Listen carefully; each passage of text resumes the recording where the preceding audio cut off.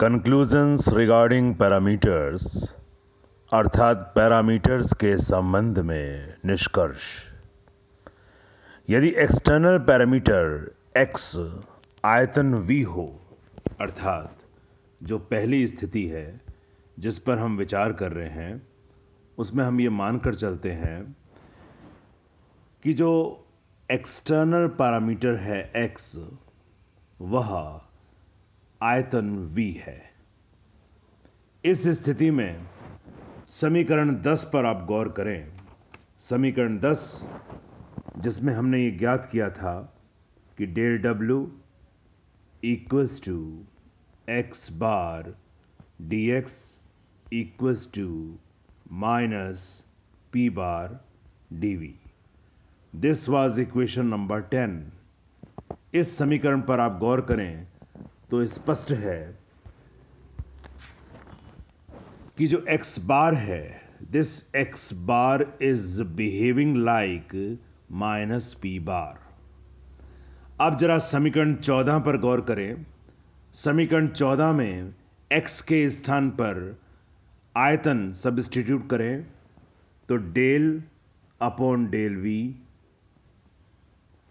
Log omega equals to beta and then p bar. हमने यहां दो काम किए हैं। x के स्थान पर तो वॉल्यूम को रखा है और x बार के स्थान पर हमने पी बार को रखा है।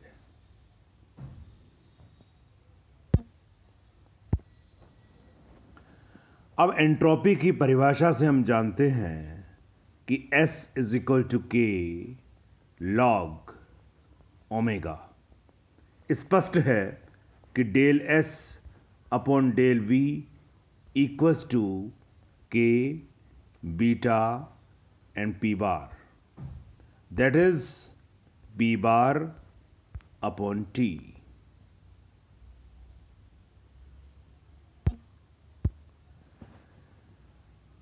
इस समीकरण से स्पष्ट है कि यदि किसी निकाय की एंट्रोपी का आयतन के साथ संबंध ज्ञात हो तो इस समीकरण से निकाय का माध्य दाब पी बार ज्ञात किया जा सकता है।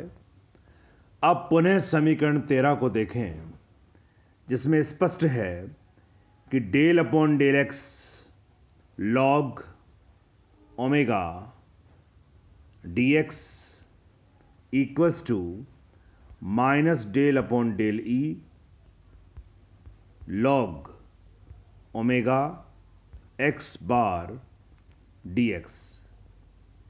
यहां जो एक्स बार डी एक्स आपको दिखलाई दे रहा है, दिस इज एक्चुअली डी डब्ल्यू। इस प्रकार स्पष्ट है कि del upon del x log omega d x plus del upon del e log omega d डब्ल्यू इक्वल्स टू 0। अब हम जानते हैं कि जो लॉग ओमेगा है, इसमें जो ओमेगा है it is function of e n x. That is we know that log omega equals to log omega and omega is in such a way it is function of e and x। इसलिए आंशिक अवकलन यदि किया जाए तो हमें प्राप्त होगा d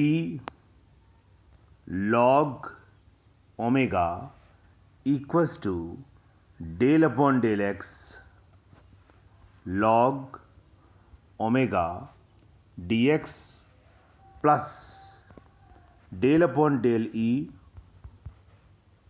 log omega d W.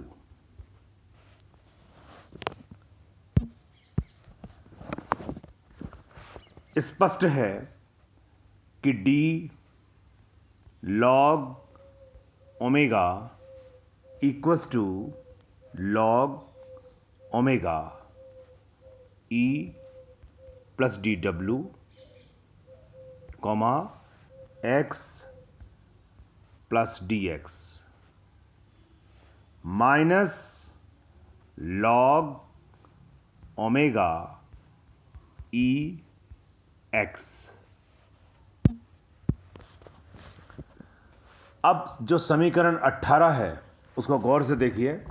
समीकरण 18 में हमने ये कहा है कि इन दोनों का जो जोड़ है वो 0 के बराबर है। तो स्पष्ट है कि d ln omega equals to d ln omega e plus d W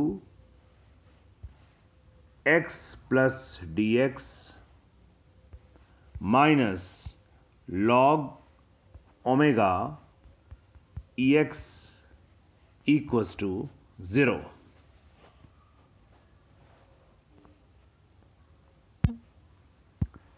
जिससे यह स्पष्ट हो रहा है कि लॉग ओमेगा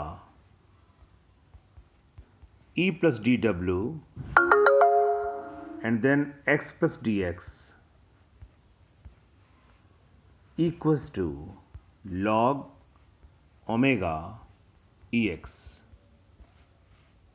अब ये जो समीकरण हमें यहां दिखाई देती है इससे स्पष्ट है कि जब किसी रुदोषम रूप से विलगित निकाय के एक्सटर्नल पैरामीटर में अनंत सूक्ष्म परिवर्तन किया जाता है तो निकाय के ऊर्जा स्तरों की ऊर्जाओं में परिवर्तन हो जाता है और निकाय की कुल ऊर्जा में निकाय पर किए गए कार्य के बराबर वृद्धि हो जाती है।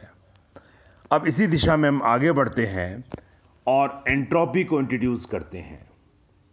एंट्रोपी की परिभाषा से हम जानते हैं कि S इज इक्वल टू के ln ओमेगा होता है। इस समीकरण का हमने यूज किया तो S ई प्लस डी डब्ल्यू comma x plus d x equals to S e x. कहने का मतलब यह हुआ कि डेल S इक्वल्स टू 0। तो यहां यह स्पष्ट हो रहा है कि रुदोषम स्थैतिक कल प्रक्रम में एंट्रोपी में कोई परिवर्तन नहीं होता है क्योंकि निकाय के लिए ऊर्जा स्तरों की संख्या परिवर्तन से पूर्व व परिवर्तन के पश्चात समान होती है।